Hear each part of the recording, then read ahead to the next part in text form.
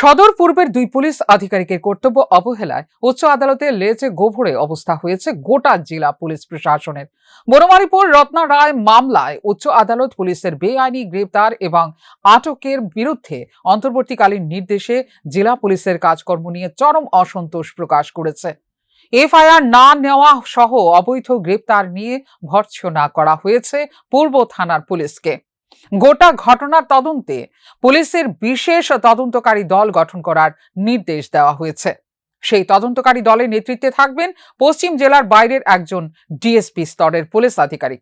সৈকত রায়কে বেআইনিভাবে গ্রেপ্তারকারী পুলিশ আধিকারিকের বিরুদ্ধেও স্বতঃপ্রণোদিত মামলা নিয়েছে উচ্চ আদালত। একইভাবে গোটা ঘটনায় পুরো কর্মচারীর ভূমিকা ক্ষুব্ধ হয়ে পুরো কমিশনারকে হলফনামা দাখিল করার নির্দেশ দিয়েছে আদালত। বনমালীপুর এলাকার রত্না রায়ের রিট পিটিশনের ভিত্তিতে উচ্চ আদালতের প্রধান বিচারপতির নেতৃত্বে ডিভিশন বেঞ্চ এই অন্তর্বর্তীকালীন নির্দেশ জারি করেছে। সাংবাদিকদের কাছে আদালতের নির্দেশ ব্যাখ্যা করেন রত্না রায়ের আইনজীবী পুরুষোত্তম রায় বর্মন। আজকে একটি রিট মামলায় উচ্চ আদালত অন্তর্বর্তী আদেশ দিয়ে বেআইনি গ্রেপ্তার এবং আটকের দায়ে রাজ্য পুলিশকে তীব্রভাবে ভর্ৎসনা করেছেন। একই সাথে মাননীয় উচ্চ আদালত বলেছেন যে পূর্ব থানার তদন্তের উপর উচ্চ আদালতের ভরসা কিংবা আস্থা রাখার কোনো সুযোগ নেই। তাই দুটো এফআইআরের তদন্ত করার দায়িত্ব উচ্চ আদালত বিশেষ তদন্তকারী দল বা সিটকে দিয়েছেন।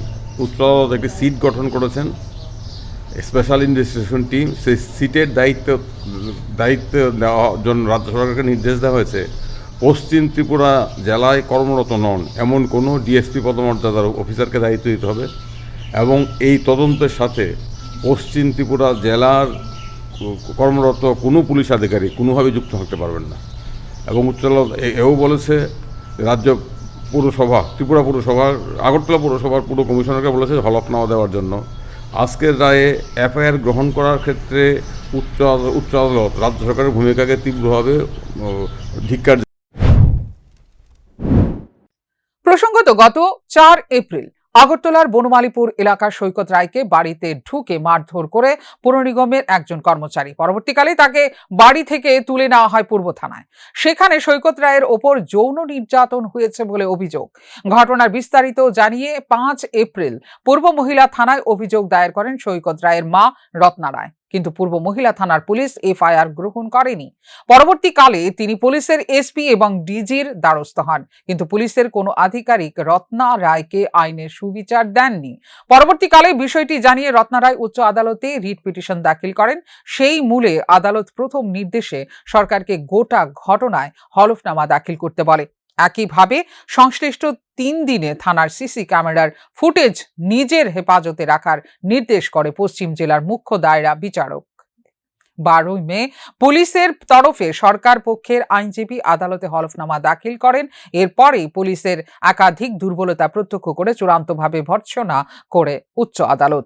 সৈকত রায়কে পুলিশ ওই দিন বেআইনিভাবে গ্রেপ্তার করেছে বলে আদালত গ্রেপ্তারকারী পুলিশ আধিকারিকের বিরুদ্ধে স্বতঃপ্রণোদিত মামলা নিয়েছে। পাশাপাশি গোটা ঘটনায় ডিএসপির নেতৃত্বে সিট গঠনের নির্দেশ দিয়েছেন। তদন্ত তদারকি করবেন ডিআইজি স্তরের পুলিশ আধিকারিক। এই ঘটনায় পূর্ব থানার পুলিশের দায়িত্বহীনতার গোটা পুলিশ দপ্তর ভীষণভাবে অপদস্থ হয়েছে বলে ব্যাপক সমালোচনা তৈরি হয়েছে। ফিউরো রিপোর্ট, নিউজ নাও।